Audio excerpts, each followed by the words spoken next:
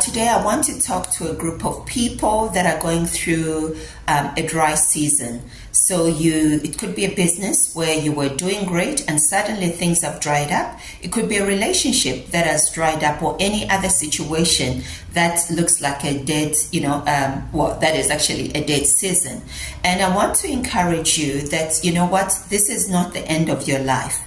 And I'll be using the text from Joshua 5 verse 12, where, the word of God tells us that on that day the manna ceased. So when the Israelites had been living for 40 years in the wilderness, they'd been feeding on manna, and every day they went out and there it was, and they picked it up, and that was it. But that's all it was, just manna, the same diet over and over.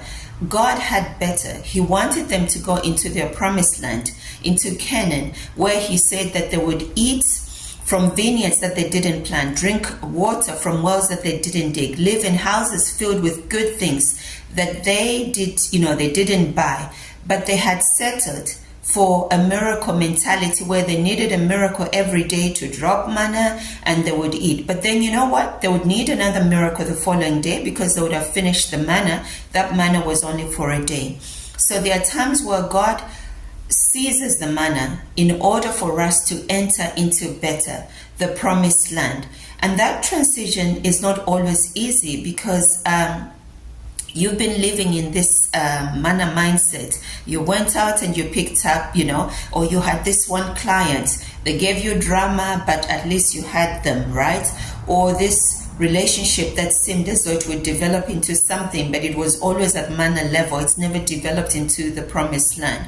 And so there are times where we can stop the seasons. We sense that the season is ending. The writing is on the wall and we stop.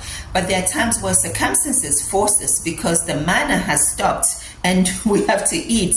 So it forces us to move on to a place where we should have been 40 years ago, like the Israelites. And so I want you to look at your dry season and ask God to say, what's my next? Or, sorry about that, my eyes watering. What's my next, or where is my next? Because God has got better for you.